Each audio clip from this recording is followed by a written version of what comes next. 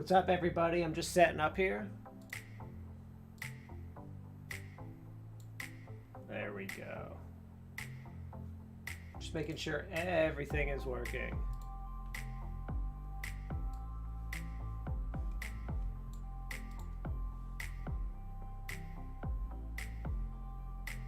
There we go.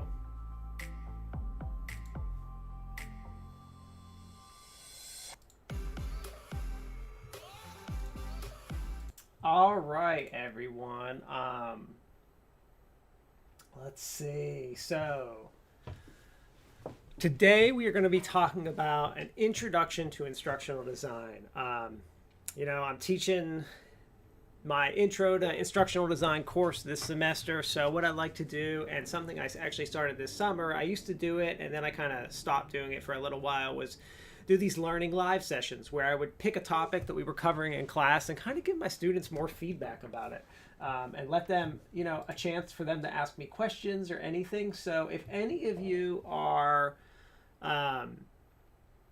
coming on or anything, feel free to ask me questions as I go through this stuff. But the other thing is, remember, these videos are always on my YouTube channel, so you can always go back and watch them whenever, so be sure to do that. But what we're going to talk about today, I got a couple topics, and basically they're the things that we are, talking about in my class that I'm teaching right now. But I'm obviously always have other people who want to come on. Some people are just going to listen to this via podcast, and I'd like to just, give them an idea of, the general basics of instructional design. So first of all, I just wrote a book on instructional design. So I've been, really had my head in the field in the summer because I was going through the whole entire process to write this book. For those of you that don't know me, I've been involved in the field since 2001 when I started my master's degree in instructional technology. I have a corporate background, all that stuff, got a Ph.D. in the field at Penn State University. Go PSU. I've been at UNCW now for 11 years, so it's kind of exciting. I actually have my UNCW esports shirt on today, which is kind of cool. But okay, so basically what I want to do is I'm going to talk about the basics of instructional design right now. So let's see. The first thing we're going to talk about is, what is instructional design? What does that mean? What does that term mean?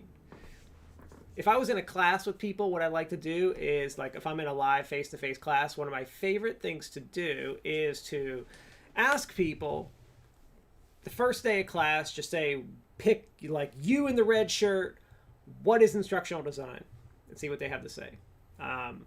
It's actually kind of a funny story. So one of my professors at Penn State, Frank Dwyer, he was like an old school, like, just very, like, upfront and confrontational, and a really interesting guy. One of the first people to ever talk about, like, multimedia, actually, in the 60s.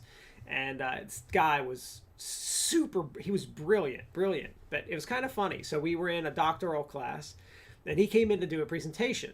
He was like a retired professor around the time I was there. So he came in to do a presentation one time, and he literally started asking the students all these questions like this. What is multimedia? What is instructional design? And some of these students, so during your PhD program, a lot of students are international. And some of the international students, depending on what country they were from, you got to remember, English is their second language. They were very scared to speak in class. Remember, like, we're talking about doctoral level second language, like, as a second language. Like, it's impossible enough already as a first language, let alone trying to, like, read and talk in your second language. And he would just literally call on, like, the quietest person, like, sitting there, like, and you could see the look in their eyes, like they were scared to death to hear him say something like that, to ask those kind of questions. But and the reason I'm looking back here so I can see if y'all have any questions, that's why you'll see me, like, turn around. Sometimes I do work. So I've got a setup here. I've got 3 monitors going on. Usually when I do these sessions, I'm going to be showing, because I am going to do these throughout the semester, I'm going to be showing stuff on the screen besides just me. So you're not looking at just me talking the whole time. Today, since I'm just going over intro stuff, it is just me talking. So sorry about that, y'all.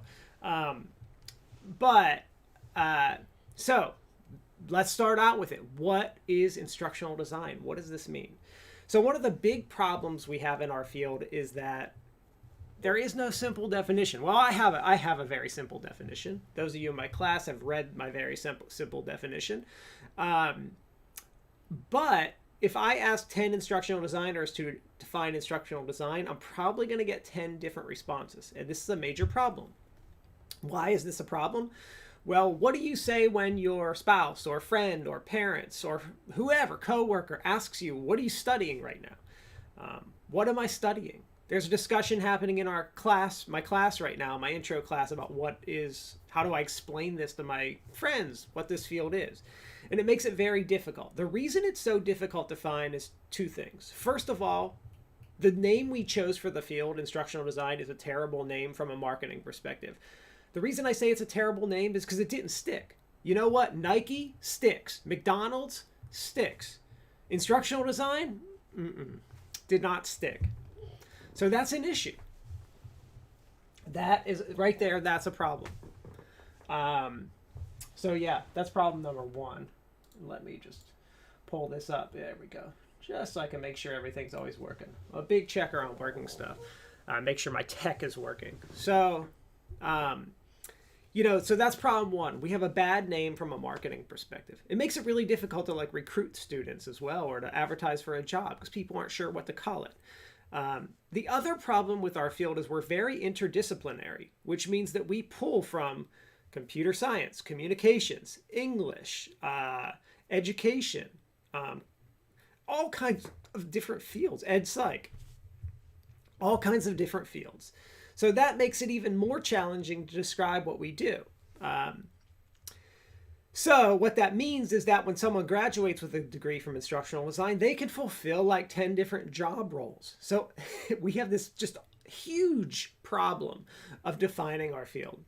So let me explain the bare bones of what an instructional designer does, what their job is, and how I personally explain it to people when I'm talking. So an instructional design, the definition of our field, what our main goal to do is to take a problem, solve the problem with some kind of instruction, create the instruction so that it minimizes cognitive resources and improves learning so that learners can perform well on some kind of assessment. That is what an instructional designer does. We solve a problem through training.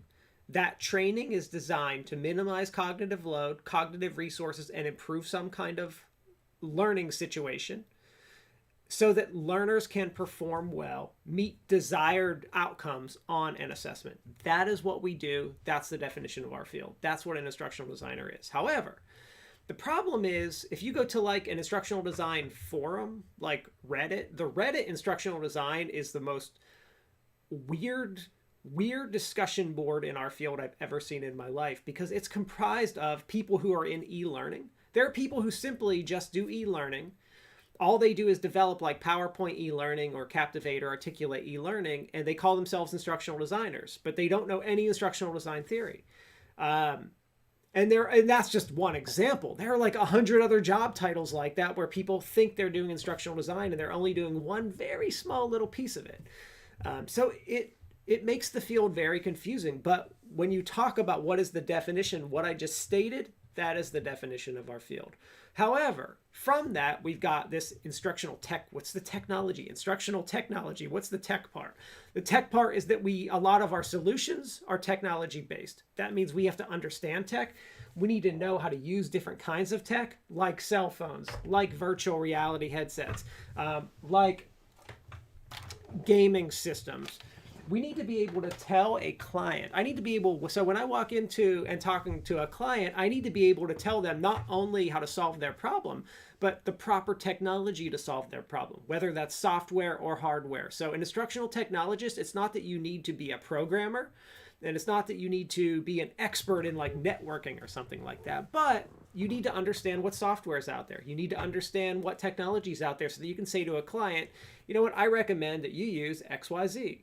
So that they understand what they're supposed to use. You should know you'll learn, for those of you new to instructional design, you're going to learn the difference between cameras and like, why is this a video camera and this an SLR? What's the difference? When and why do I use those?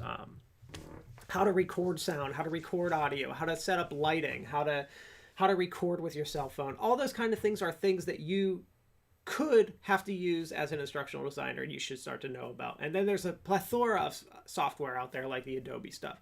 So that's what an instructional designer, the definition is. So when someone asks me, like my wife, it's funny. I mean, I've been married to my wife since before I started instructional, well, not married, but we've been together since before I started instructional design. And she probably can't really tell you what I do. But when I talk to people and they ask me what I do, I might just say e-learning. I might just say training. When I say the key words like that, they have a good idea in their mind of what they think I do, and that's good enough. Otherwise, when I say instructional technology, I get like my friend call me when like his network's down in his house, or like his computer, he needs his computer taken apart and like put back together because he thinks I know how to do that. So when I say trainer, when I say e-learning, it solves a lot of those issues. So you can see where this confusion lies. And then we have, we try to break our field up. We try to speak to, there's this audience in K-12, there's this audience in higher ed, and then there's an audience in business and industry. And even within business and industry, there are tons of paths one can go to. So in K-12, what does an instructional designer do? In K-12, an instructional designer is probably a teacher implementing technology in their classroom, or a technology specialist at a school who teaches teachers how to use technology and might do some of that like fixing computers. And now the new role that K-12 tech specialists are having, esports. So, the K-12 is really this all-encompassing role. Higher ed, it's a little different. Higher ed, you're literally like an instructional designer. You're doing instructional design, working with faculty to develop training, help them with their courses. And then in corporate, it's all over the place. You might be doing e-learning. You might be doing video type training. You might be teaching face-to-face courses. You might be working for the military as a government contractor. You might be in healthcare. All kinds of different avenues to go to. But the big thing about each one of those three are the salary ranges. So let's talk a little bit about how much instructional designers make. Going into those three things. So instructional designers, and I'll talk about what they make and what they do at the same time. So what does an instructional designer do? I talked a little bit about K-12 already. In higher ed, they work with faculty to help them solve problems, help faculty put courses online, design courses for faculty, work with faculty to improve courses. It's an endless job. Never ends because there's always consistent improvement, new technology coming out to teach them. And then in corporate, oh my gosh, it varies. I have students who are doing performance improvement, which are literally means they're going into companies or clients and figuring out what their problem is to determine if a problem's financial, training, communication, whatever. I have students doing full evaluations, like is this good, whatever it is, whatever this is this course good? And they're just evaluating stuff to figure out if it was effective or not. And then we have traditional instructional designers that are designing and developing training. We have people doing just e-learning. And then we have instructional designers that get promoted, sometimes really quickly. I've had students get promoted in 3 to 6 months to project manager. And salary goes up whoosh, really high as soon as you get into those positions. So let's talk a little bit about instructional designer salaries. So K-12... K-12 is all over the map. And I say that because it so depends on what district you're in what state. So I'm in the state of North Carolina, and our salaries are the worst in the nation for K-12 education. So our teaching instructional design positions are extremely low. But you move into higher ed, and by extremely low, I mean like $25,000 to $50,000, which is really like unlivable. Very difficult kind of salary for an instructional designer. One of the big things that I say, and I say this jokingly, but not jokingly, to teachers in our state is that I can walk into a room of teachers and say, who wants to double their salary? Because as soon as you get into corporate, salaries doubled. 2-year master's degree, salaries doubled. So let's talk about corporate salaries. On the low end, well, higher ed. Let's stay in higher ed first. So higher ed, low end, 55, high end, 70. To start, this is starting instructional designer in higher ed. That's going to be your starting salary. So probably in the 60s, low 60s is a good middle ground. That's what I'm seeing our instructional designers get across the state in higher ed and various other state institutions. Now, having said that, in higher ed, there are positions like director of training, dean of training, dean of distance education, online learning, all those kind of positions, because that's what we do, right? We fill all those roles. So as you go up into those kind of positions, we're talking easily 6 figures, 90s, hundreds, 150 and up. It can go up exponentially, even in higher education at the management level, especially depending on the school you're talking about. It can be close to $200,000. Now we're talking about management in higher ed, but that's what an instructional designer that goes into management in higher ed could make. Now corporate is a little higher than higher ed. So in corporate, I would be very weary of an instructional design position that was below $60,000. I don't even know if those really exist. Any type of quality position that would be below that, and that would be for a low cost of living area. Closer to the upper 60s, 70s to starting salary first year. So you can see when I talked about teacher salary versus corporate, it's a huge jump. So that's starting salary, but I've had students start in 6 figures with a master's degree. Now they did have some prior work experience and have internships throughout the program and stuff, but we've had students start in 6 figures.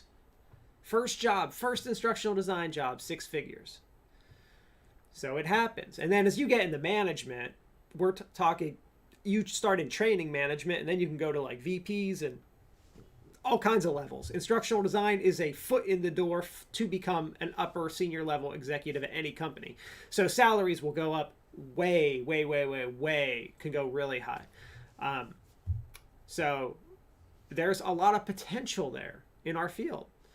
So having said that, is our field even good right now? Like what happened with coronavirus in instructional design? It's a really interesting topic. So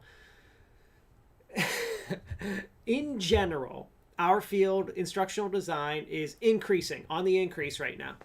The field is growing. Now, yes, any instructional designer that like worked for like JetBlue or American Airlines probably was let go in the last few months because they've been kind of shut down. They're starting to pick up again a little bit, but for the most part, kind of shut down. So, you know, if you talk to an instructional designer that just got fired from JetBlue, that's not the industry.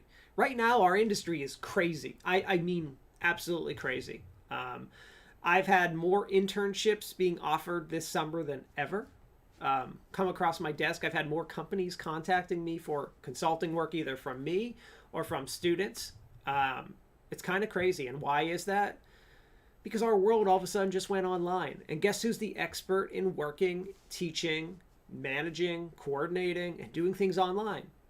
Our field. So all of a sudden, it's kind of funny. So I've told this story before if you watch my other videos, but I have a friend who is a epidemiologist, and he is not just an epidemiologist, he's working on coronavirus. Like runs a hospital and he does research in the field, and he works for the government doing coronavirus stuff right now. So he's not just like an epidemiologist. He's an epidemiologist like actually working on the case. And he said that when, coronavirus first hit, he was like, whenever I walk into a room, he's like, I've now become the most important person. He's like, no one ever wanted to hear from me before. No one cares about this prepping and planning and all this stuff. He's like, and now I'm the most popular person in the room. And what's funny is about a month, so like probably that was like March, that conversation. He and I talked again in April. And when we were talking, he said, so he's like, he was doing like a course for a summer or something like that. He was like asking me if I'd look over one of his Blackboard shells, because he's a researcher and professor, and he was asking if on disaster preparedness or something like that. He's asking if I would look at one of his shells, and he's like, and you apparently have become the second most important person in the room next to the epidemiologist, because our world is now online. And it was just kind of funny that it hit me at that point that, wow, you know what we really have. When you look at K to 12 and higher ed, what's happening right now, instructional designers are the most important people in the room, because we can teach the teachers. That's one of the reasons that we've had such a terrible time, that our nation is complaining about K to 12 education being online right now, because first of all, our teachers have no infrastructure to teach online. So there's no technology for them except free tools from most, like 90% of schools.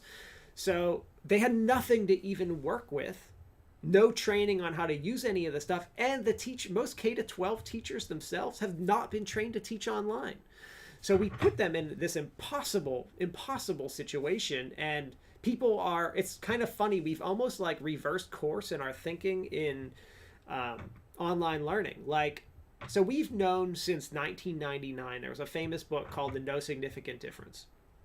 This book was a meta-analysis, which basically means it took many, many research studies comparing online and face-to-face, and came to the conclusion, after analyzing all of them, that a well-designed face-to-face course is as good as a well-designed online course. Now, the key word there is well-designed, because a bad face-to-face course is going to be worse than a well-designed online course, and vice versa. So we came to the conclusion that there was no significant difference. But all of a sudden, that was 1999. I mean, that was the big question in the 90s. Is your online course as good as the face-to-face one? That was it. That was the big question. And now we're at this point where I think we're going to see those research studies again. People, I swear, we waste our time doing research. It's like the spinning wheel of like re-asking the same question over and over again and getting the same answer. I am going to go nuts as a journal. If I'm asked to review a journal article that's comparing face-to-face and online learning, I'm like going to go crazy, because it would be like the biggest waste of everyone's time, because we've determined that already.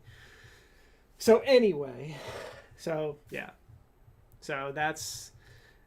So, back to the teacher thing, they didn't have any training to do it. So, of course, they're not putting together great online courses. Who expected that from them? You can't do that. It just doesn't work like that. It'd be like, I'll give you a good example. Imagine me telling the guys, calling up the Ford garage to fix, I used to have a Ford Fusion, and telling them I need my Ford Fusion, like the transmission replaced. They get ready to replace the transmission, and I show up in I bought a Toyota. I show up in my Toyota Sequoia, and I said, never mind, change the transmission in this one. They're going to be like, well, first of all, we're Ford. We don't even fix Toyotas, and we don't have any of those pieces. That's what happened to teachers right there. Another example. Let's say someone is training to run a marathon. Let's say a bunch of runners are running a marathon. They show up to the race that morning, and the announcers say, you know what? Instead of running, we're going to have all you guys swim. I guess some of the ones training for triathlons would do okay, but you just can't do that. And that's what happened to K-12 education. Okay. All right.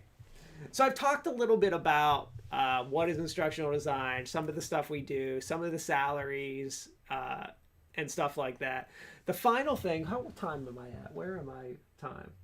Oh, we're totally good. We are at, let's see. I have been recording. 25 minutes. Yeah, good. So I try to do these for about 30 minutes. So I'm right at my time. Right at a good time for y'all. Okay, so. Oh my gosh, I sound like my kids. My little 5-year-old Hunt, so he's 5, and everything he does is, okay, so, Dad, guess what? And I just did it. And what's really funny is, so he's in doing online kindergarten, which is, Not good because he just turned 5 this summer, so we were already talking about holding him back, but he's just too young for it. He's actually doing okay, but like we might send him again next year to kindergarten when he can go face to face. But so anyway, yesterday he's in his Zoom session with his teacher, and the teacher goes, "Okay, does anyone have any questions?"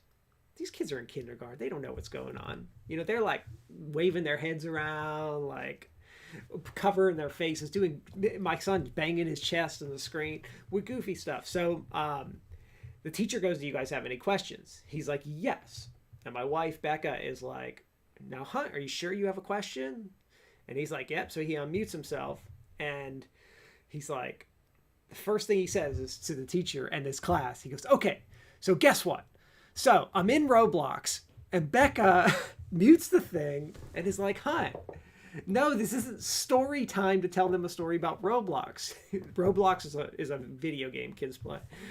She's like, "This is not, no, this was to ask a question, not to like chat up about like your favorite character in Roblox right now." But it's just funny. And I just thought of that, the way I announced myself, the way he talks. So final thing I wanted to talk about, just the history of our field, which I think is absolutely fascinating. So our field started because during World War One, around the time of World War One, World War Two, we started to realize the military started our field and really came to the conclusion that their people who were like flying planes or whatever, when they put them in a classroom and told them to teach like the new pilots, what they realized is those people didn't know how to teach a course. They had all the content, they had all the information, but they needed someone to pull that information out of their head and put it into an organized fashion. So voila, we got instructional design.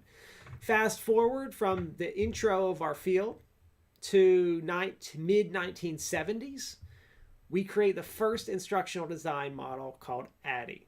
Now, for those of you in my class, I'm not talking about ADDIE today because it comes up in our class. So our next session will actually talk about that, the models. But that's the history of our field. We went from coming up with this idea that there has to be a trainer to coming up with a process, a model that teaches you how to design instruction. And what's really fascinating is, for those of you in my course and those of you just watching this, I actually interviewed the guy who created the ADDIE model in 1975 with the military. So look for Robert Branson's interview on my YouTube channel. Those of you in my class, you're going to watch it. I have you guys watch it. Really fascinating to hear. He really like kicked off our field. Like if he wouldn't have, if there was no model, we would have there was this idea that instructional design was something, but we weren't called instructional design back then. People who designed educational training, and there was this like idea that there was this middle person, which is what we are today, was all done by educational psychologists. So all of the people in our field who are like the history, like back in history in the 60s, 70s, even into the 80s, were all educational psychologists. They were not instructional designers. And in fact, I got my doctoral degree while instructional design. It was called instructional systems. I got a doctoral minor in educational psychology because they're really the true like starters of our field. And it's almost strange that we did break away. I get why we did, because their courses are very different and their field is very different. But you know, those are our roots as ed psych.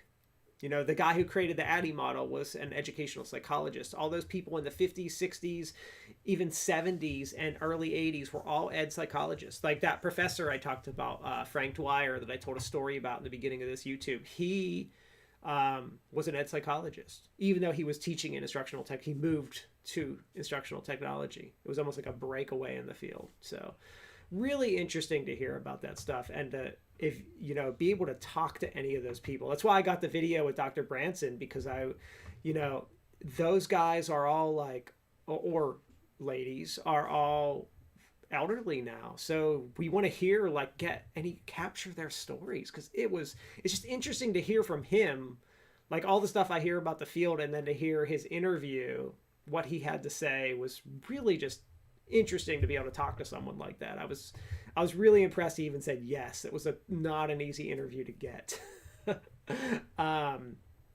Okay, so that is everything I wanted to talk about today. I will be coming on. I plan to do these every 2 weeks on the topic of instructional design. Next week, I'm going to be doing and the other weeks, I'm going to be doing this for my esports class. So I'm going to be doing 2 topics this semester, instructional design and esports. I'll be doing these via YouTube. I do these via YouTube for a number of reasons. First of all, I want them to be recorded and be somewhere. So if you miss it, and you were like, I want to watch this, it's right here and it's easy to access. Because I could do these privately to my classes and record these via Zoom, but then guess what happens? The place where you record your Zoom stuff, the quality is like 480 or below 480. It's so awful. It's pixelated. It's the worst thing I've ever seen. This way I can do this. First of all, I can do it live. It's already up recorded right away, and it's just much, much, much easier to do it this way. So anyway, yeah, if anyone has any questions, I didn't get any questions today, which is fine. I mean, that makes it easier. But usually I will have my screen sharing, and I'll be showing a lot of stuff during these too. So today was just one where I happened to be talking the whole time. So anyway, later guys, have a good day. And for those of you in my class, I will see y'all online.